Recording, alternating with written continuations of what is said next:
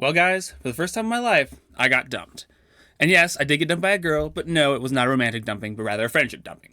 And while I phrased this event in a humorous manner to serve as the life date email clickbait, it nevertheless was actually super sad. Hence, at least for this part of life date, I will be taking on a more sincere and emotional tone.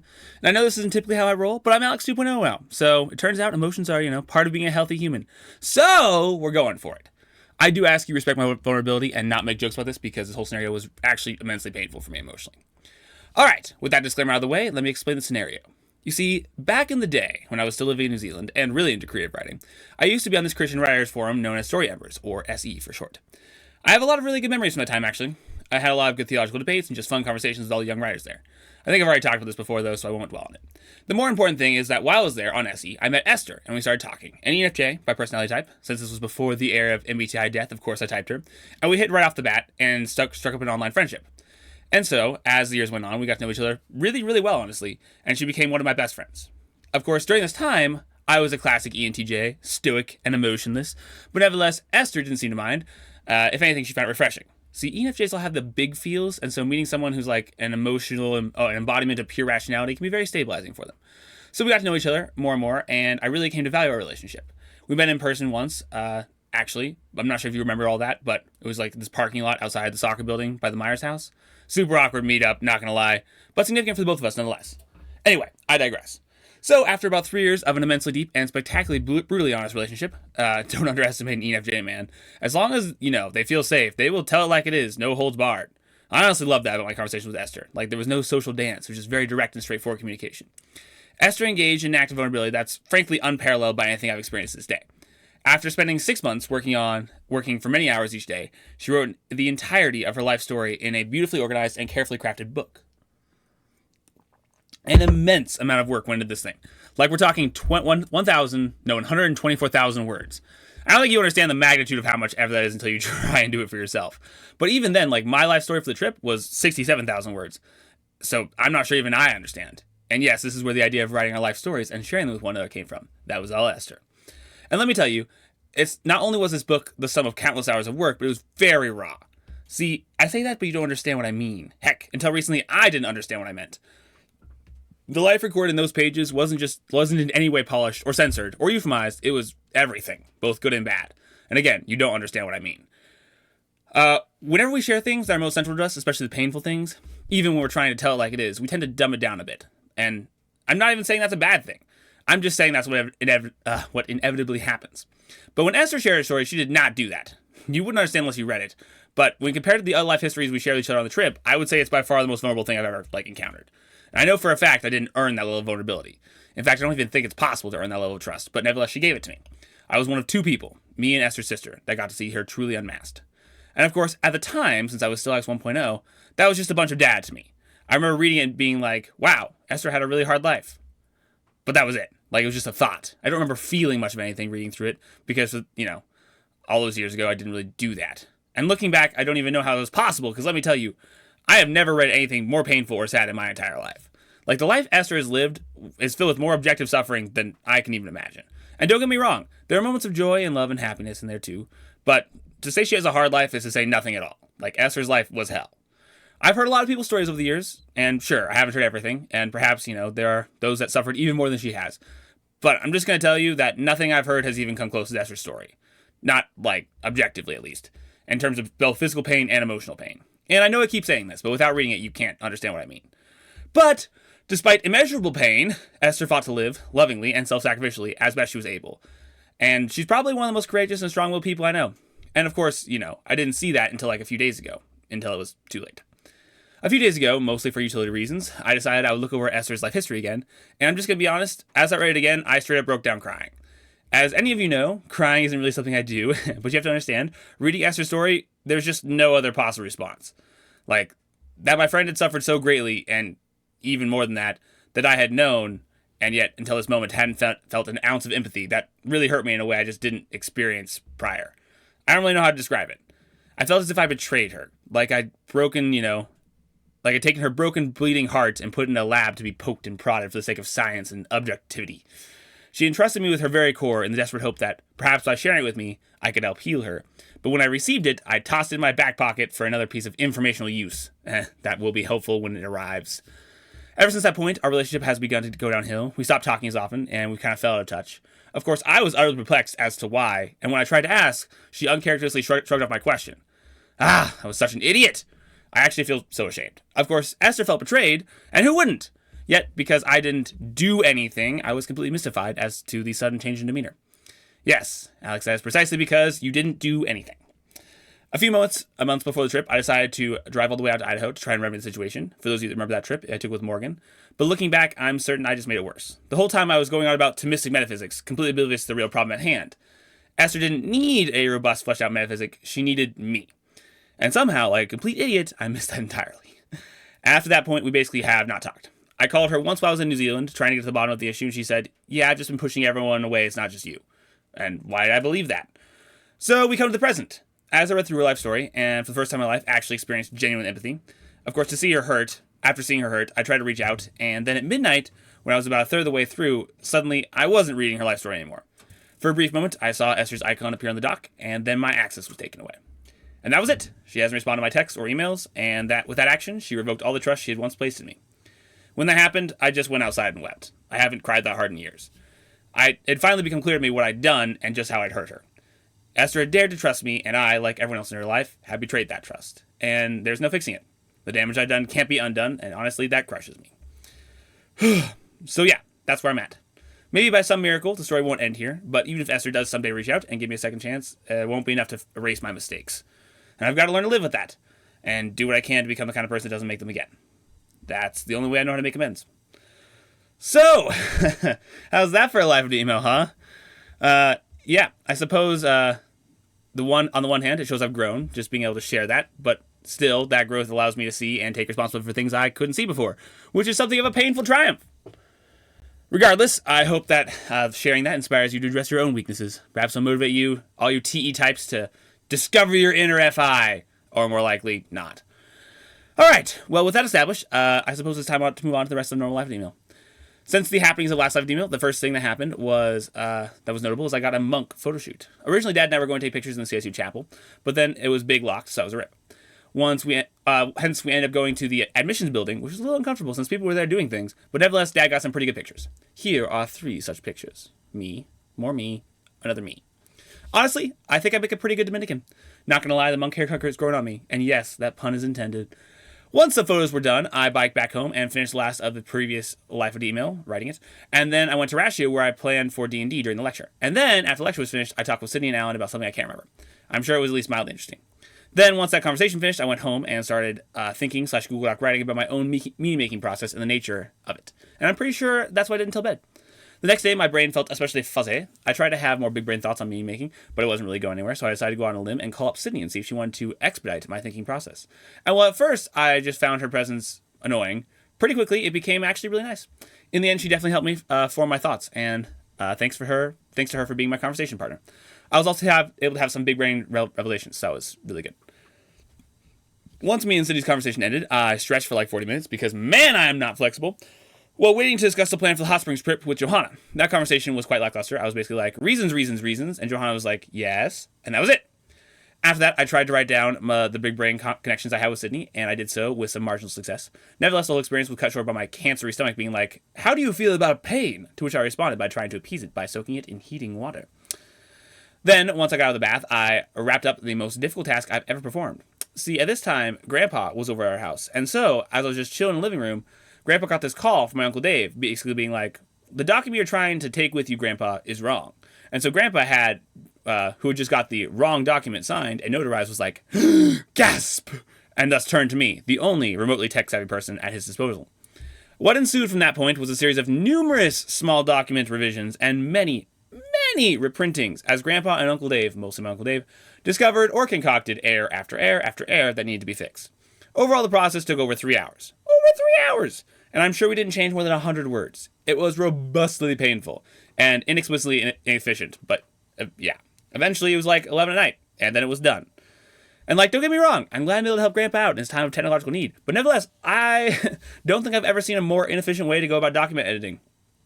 So yeah, that happened. I read some MBTI stuff and then watched an episode of anime before going to sleep. The next day, I went on a really nice walk with Karina, which was probably my favorite one-on-one time with her I've spent. Our conversation was very good. I ordered her a cinnamon roll that she explicitly told me not to order, and then we walked around a lot and talked, and I really enjoyed that time. Once we got back, we talked on the front porch for a bit before she headed home, and then I worked on philosophy some. From there, Dad was kind enough to roll out my legs, and I did some philosophy before having a deep conversation with Neo over Minecraft. He's definitely a bit quiet. He's definitely a bit caught off guard by our conversation, but I think he handled it well. The following day, I got some pretty serious chest pain. I thought I might be about to have a heart attack, honestly. What I was experiencing met many of the symptoms, and one of the chemo things is that it's known to cause heart damage. I already had a doctor's appointment scheduled that day, so I called them to let them know, and they sent me up to get an EKG, or whatever the heart scanning thing is called. So yeah, I waited for like an hour, and eventually got the results, and it's like, your heart is weird, but not like for sure broken weird. Also, you probably won't have a heart attack. So I went home and learned nothing, because, yeah, I've always known my heart is weird. That's a joke. Once I got back, and after I bought some anti-heart attack aspirin, just in case you know, I took a bath and watched some Frank James videos. He's an MBTI guy, not particularly robust, but entertaining. Once I was done with that, I then talked with my cousin Sam, who I hadn't talked to in ages, and we just caught up. From there, I did some philosophy, watched some anime, did some more philosophy, and then slept. Next morning, I just did some little stuff around the house. But then I did some big stuff, because John and I decided to go creek walking together, and it was by far my best conversation with John yet. See, John, that sneaky man, he's been posing as an ENFP this whole time. Like, legit, the entire time I known him, he's act like a, granted, weird ENFP. Hence, me and him never really hit it off, because, you know, ENFPs are great and all, but not really my type. Get it? It's a pun on words, because type is a pun on word on the type, because it circumnavigates the typical meaning of not my type by giving a context contrary to the one the phrase is typically used in. By degree of the rules of philosophy of humor, you should now laugh, because the expectations were defiled. But yeah, it turns out John is actually an INTJ, one of my favorite MBTI types. And so, once we got talking, we had a fantastic conversation. Like, it was straightforward and intelligent and meaningful, and it was just pure beauty. I think now that John has revealed his true colors, me and him are going to get along a lot better. So yeah, that conversation was great and really fulfilling. I then got home and ate food before Grace brought Renee over, and I diagnosed her as an INFJ because I'm great at my job. And then I had a massive big massive Brian realization. And then I proceeded to do some Funame. From there, I tried to do philosophy, but I think I was too excited about solving the social secrets of the universe. So instead, I decided to want to drive with Grace because I couldn't focus on anything else productive. On that drive, we mostly sang along the music, though. However, once we did reach our destination, Grace and I got to have a riveting discussion about whether a given light aloft in the sky was a plane over a tower. And yes, I will admit that while I argued vigorously for a tower, I was in fact wrong, and it was in fact a plane. Grace was very enthusiastic about that victory. I'm pretty sure it's just like a straight up a core memory for her, like inside out style. The whole adventure wrapped up around 11:30, and yep, after that we went back to home and to sleep. The next day, Grace came to church with me and was super distracting. Like, I'm not going to say I didn't go along with it as well, but still, she paid absolutely zero attention to the sermon. Then, after church, I took Johanna aside to share with her my big brain realization that pertained to her. Originally, I was going to have us walk, but she was like, yeah, no. Apparently, my ENTJ is rubbing off on her. So we decided to converse in the Southgate loft instead. Once we moved to said location, I proceeded to exercise my massive brain and explain everything about why things have happened the way they had with Johanna, and Johanna was like, yep, that makes a lot of sense. But then, once we came back down and rejoined the populace, I was like, yeah, I'm a genius. I fix all of Johanna's problems. Oh, and then she changed her tune. Instead of being like, oh yeah, it makes all the sense, and Alex, you're the best, like she had just minutes before, mind you, when others asked her if my claims of epicness were as great as advertised, she then was like, I guess Alex's thoughts were okay. That's right, Johanna. I'm calling you out. You robbed me of the public glory I deserved. Anyway, it was a good conversation, and I'm glad we got to have it. However, unbeknownst to me, that was not the only deep conversation that fate had placed in the cards for me that day. Shortly after Johanna and I finished, Jake showed up, and so I, having not seen him in quite some time, was like, yo, what's happening in life? Where you been? And let me tell you, I was not prepared for his answer. What ensued was basically Jake unveiling all the deep and emotional struggles he'd had and experienced over like the last 3 years. And don't get me wrong, I'm totally down for that. You know, but it was done with hardly any restraint. Like, for one, we were just in the middle of Southgate lobby, and Ben, Sam, and Seth, not to mention other bystanders, were just, like, sitting at a table nearby and able to hear everything. And second, Jake went into detail about things that frankly, I'm quite confident I have not earned that level of vulnerability. And don't get me wrong, Jake and I know each other, and, you know, we've had some deep conversations here and there, but, like, the story he told me during those 2.5 hours, and yes, it was that long, was way above my level of trust pay grade. And at the end, he expressed the reason, he did that is because he sees a fear of vulnerability as mental weakness, aka you're weak if you can't share your darkest and deepest, like, fears.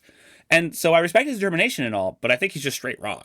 From my perspective, the degree to which you're able to share with another is proportional to the degree which you give them power over you. Hence, while yes, it can be a sign of weakness to withhold what is close to your chest, it can also be a sign of wisdom. because to just give anyone that sort of power over you is really a bad idea. But regardless of his reasons, Jake went very all in, and honestly, it was hard to hear because he'd gone through a lot. And once again, weirdly enough, I felt actual empathy for his plight. Like, him sharing actually made me emotionally hurt alongside him, which just isn't something I'm used to. Don't get me wrong, I'm excited I'm actually growing this way, but man, it's a very different experience, and it kind of throws me off a bit. So yeah, Jake gave a very long and heartfelt spiel about what he's gone through in the last 3 years or so, and for the vast majority of the time, I just listened. I think the experience was cathartic for him, but even if it wasn't, it was valuable to me. From there, Sam drove with me back to the Myers house, and we discussed his thoughts on the conversation. He didn't have many. Then once we reached the Myers, we sat out on the porch and talked about Jake's speech and did some psychoanalysis. And a small part of me was uncomfortable doing that, as the nature of the conversation was definitely very personal with Jake. But nevertheless, he clearly was not trying to convey the information in confidence, so in this particular case, it seemed quite clear the information was in the public domain, and thus fair game for psychoanalysis. So yeah, me and the Myers clan all drank tea and talked about that for quite some time, and it was very nice and relaxing. Then once that conversation reached its close, Benj, Johanna, and Sam and Seth, Grace and I all played spikeball until it got dark. And I must say, Seth and I destroyed. Once I got back home, I took some time for a walk and a think. I then watched this anime that had an intriguing premise. It was a mafia slice of life, but it got really gory, and Dad kind of called me out, and I was like, you know what, that's fair. And so I stopped watching it. From there, I proceeded to write down some more big brain thoughts before going over to Morgan's house to give a for funsies intellectual system building a try with her, and that went really badly. Morgan did not understand the point of the exercise and mostly got really concerned. So yeah, we decided it probably wasn't the sort of thing that she was cut out for. So we cut that activity short and went on to talk about hypothetical stuff at the tail end of the walk. Still, glad we gave it a try. Once I got back home, I spent like an hour and a half summarizing my mega brain thoughts for Johanna, and then with that, I went to sleep. The next morning, I had an FI moment where I was like, Karina, I need to talk to you. And then I thought about it more and realized that I was, immaturely using my inferior function, and so I Control-Z that request to Karina's partial disappointment. Then I did Funame, talk with Noah while walking around campus and getting all the looks because my monk haircut was on full display, and it was great. Very much enjoyed that conversation. From there, I talked with Jake over text some. I totally called he was an ENTP, so now he's discovering himself and hopefully learning a lot. After that, I worked on reading through more of my Bayes Theorem book before picking up Neo City to drive to Joe's for D&D. We just listened to some good music on the way there. D&D went really well, very exciting, and then we played some So-So Magic before driving back and going to sleep. The next day began my MBTI big think spree. To start off, I woke up at 8:30 or so and just thought about MBTI stuff for literally 5 hours straight.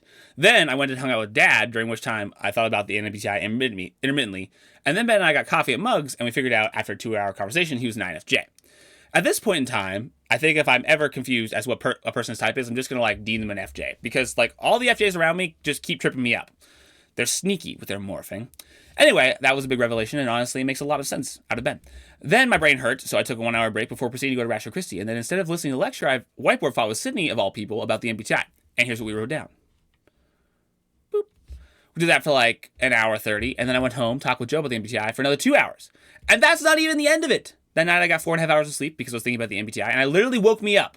So yeah, I then did even more MBTI thinking until 10 in the morning, at which point Benj, Johanna, and Karina show up, and I just rambled to them and Dad about my big brain thoughts until noon.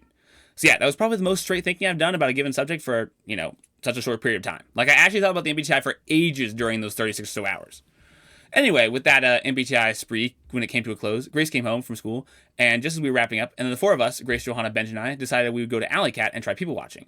I think Johanna and I found disproportionately enjoyed the activity, however, and I did get to talk to an INFP guy and put my MBTI knowledge to use, and that was very fun. It took a bit of trial and error, but I was able to get on the same brain waves with him, and after not too long, it was a very interesting social experiment. From there, I tried to FJ a bit with Ben, but gosh, it was way too exhausting, so I decided to go home early, because I was maximally disinterested in the conversation at hand.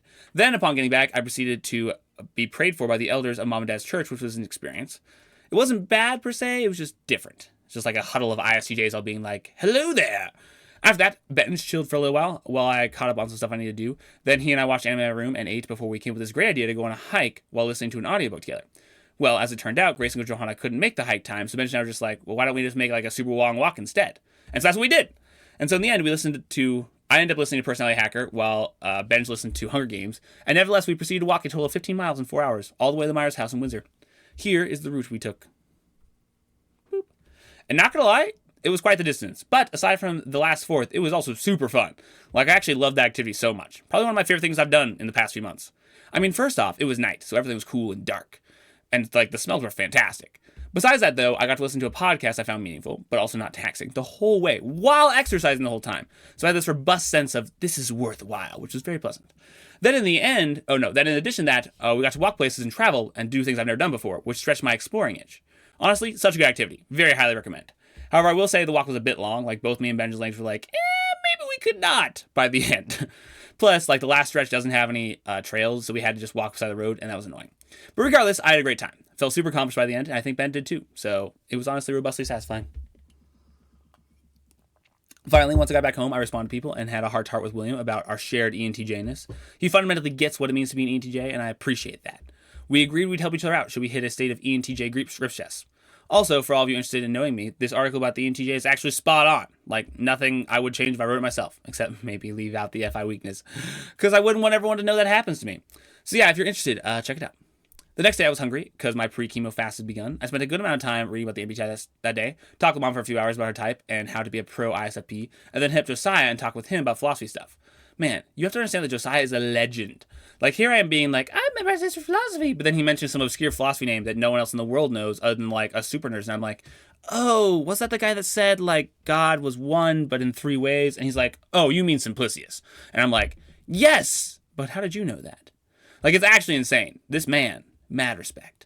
Anyway, I talked with him and picked his brain, and that was fantastic. I'm probably going to do that more. I then met up and talked with Noah, my other INTP friend, for ages, and that was great. I've really grown to like Noah more and more these days. He's stepping into my mind buddy role with me, and it's been absolutely fantastic. He makes an excellent mind buddy. After that ended, I looked through every psychology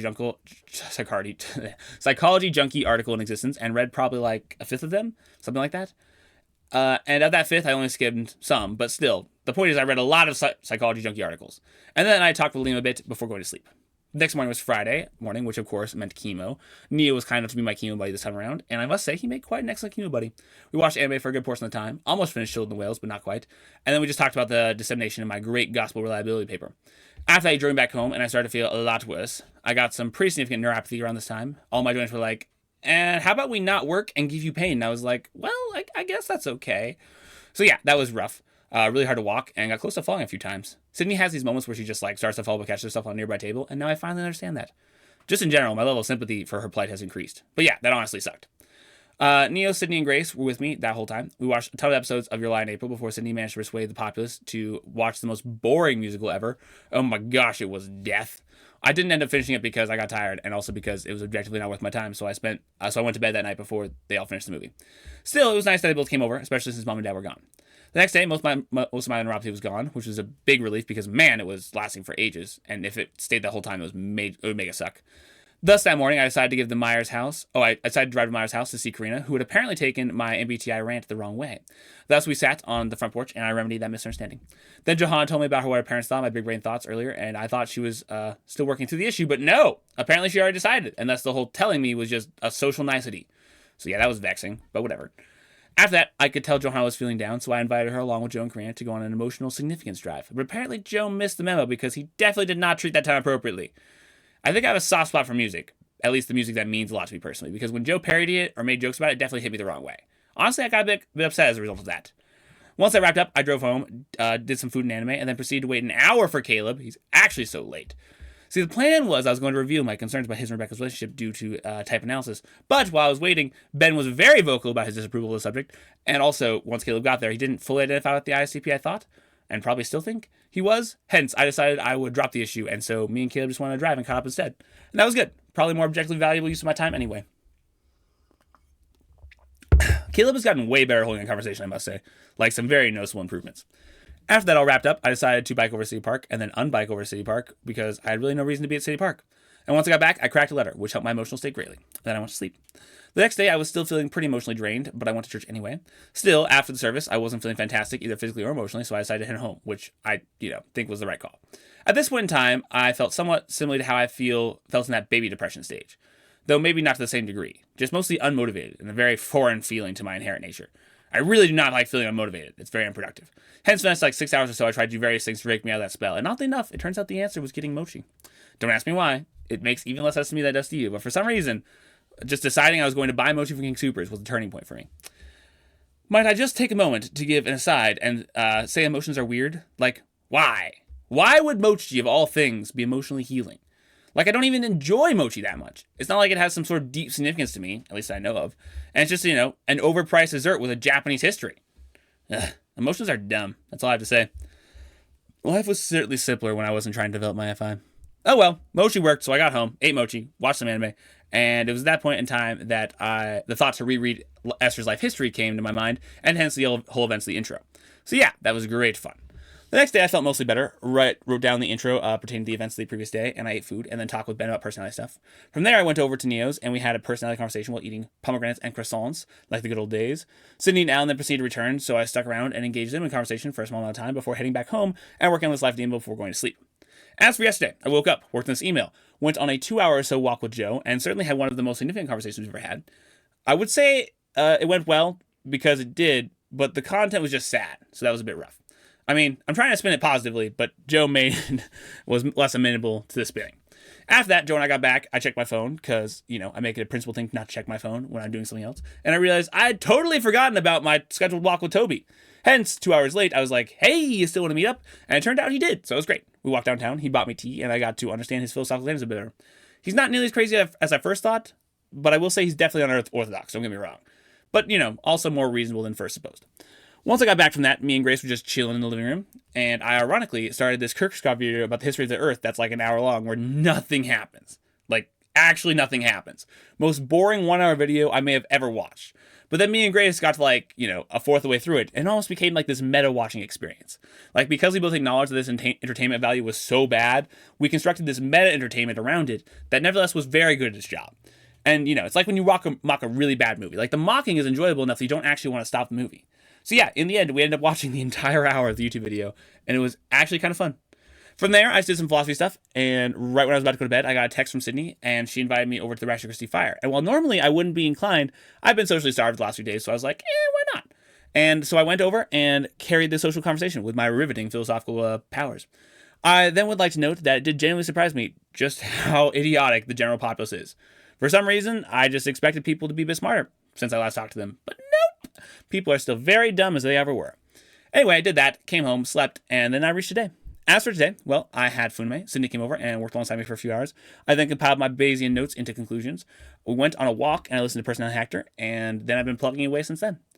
And now we're to the present. I hope you all don't mind the more emotional connotation to this email. I think expressing my FI is the next step on becoming a maximally epic human. And, I've reasoned it would be good to do that in this live email. So, yeah. Fear not, though. I'm very confident I won't be overdoing it. I'm not even sure I could overdo expressing my feelings. And this is by no means going to be the regular occurrence. It's just how things happened. Same story as always. Thank you for reading, and I'll get back to you when I get back to you.